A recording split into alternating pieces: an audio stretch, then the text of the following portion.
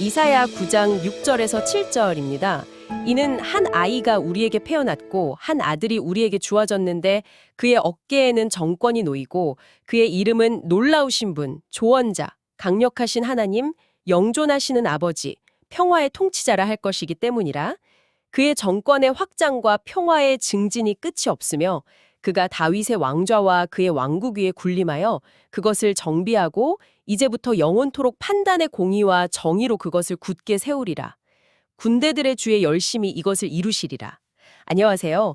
오늘 저희가 함께 깊이 살펴볼 글은 그 왕이라는 제목의 글인데요. 이 글은 예수님의 정체성, 특히 그분의 신성에 대한 주장을 구약의 예언이랑 신약의 기록을 넘나들면서 아주 촘촘하게 엮어내고 있더라고요. 네, 마침 크리스마스 시즌에 정말 딱 맞는 주제죠. 이 글은 예수님의 탄생이 그냥 단순한 한 역사적 사건이 아니라는 점을 분명히 해요. 그분이 누구신지 또 스스로를 어떻게 드러내셨는지에 대한 아주 근본적인 질문을 우리에게 다시 던지고 있거든요. 흥미로운 관점이네요.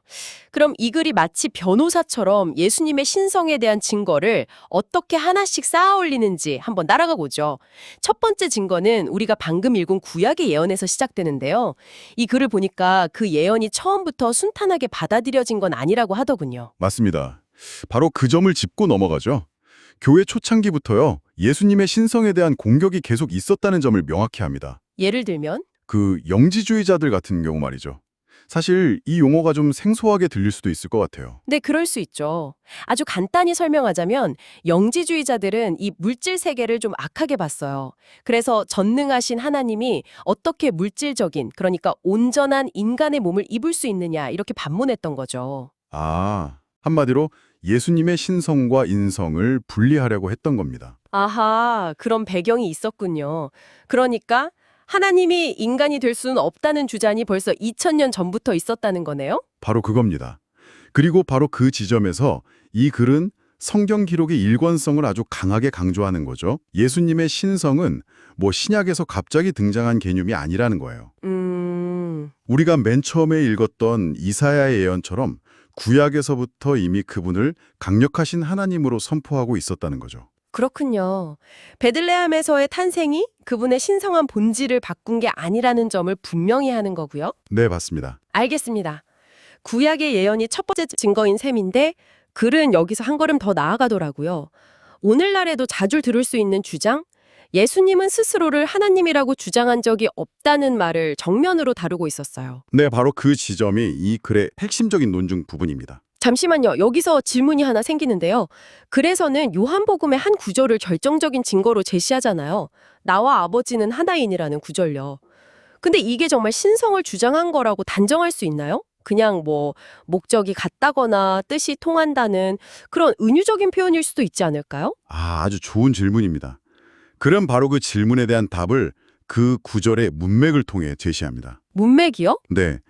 예수님께서 그 말씀을 하셨을 때 그 자리에 있던 유대인들이 보인 반응이 결정적인 단서가 되는 거죠. 그들이 즉시 돌을 들어서 예수님을 치려고 했거든요. 아, 왜 그랬을까요?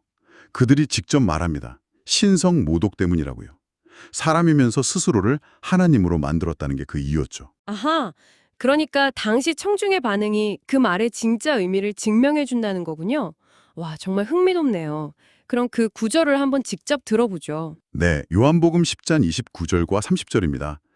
그들을 내게 주신 내 아버지는 만물보다 크심에 아무도 아버지 손에서 빼앗을 수 없느니라. 나와 아버지는 하나이니라. 그렇군요.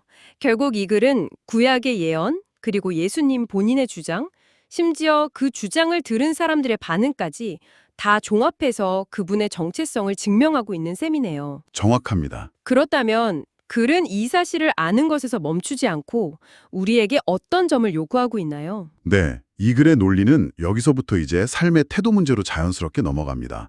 만약 그분이 정말 이사야가 예언한 강력하신 하나님이고 또 스스로 주장하신 대로 아버지와 하나인 분이라면 그분을 단순히 위대한 스승이나 선지자 중 한 명으로만 여길 수는 없다는 거죠. 아, 그렇죠. 그분의 정체성을 진정으로 받아들인다면 우리 삶에서 그분을 왕으로 인정하고 순종하는 건 너무나 당연한 결론이라는 겁니다. 그 지점이 굉장히 도전적으로 다가오네요. 단순히 지식으로 아는 것과 삶으로 살아내는 것, 그 사이의 간극을 정확히 짚어주고 있으니까요. 맞습니다. 정체성에 대한 이 순종이라는 삶으로 연결되어야 한다는 것을 아주 강하게 강조하고 있습니다. 네, 오늘 살펴본 글과 성경 기록은 구약의 예언에서부터 예수님 자신의 말씀에 이르기까지 예수님의 신성이 얼마나 일관되게 증언되고 있는지를 명확하게 보여주었습니다.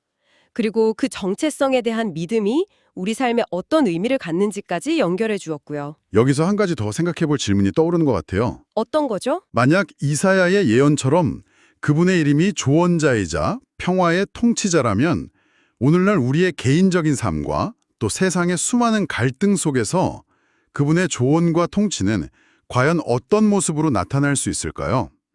그 왕의 통치를 내 삶에서 실제로 경험한다는 건 과연 무엇을 의미할지 한번 깊이 생각해 보시는 것도 좋을 것 같습니다.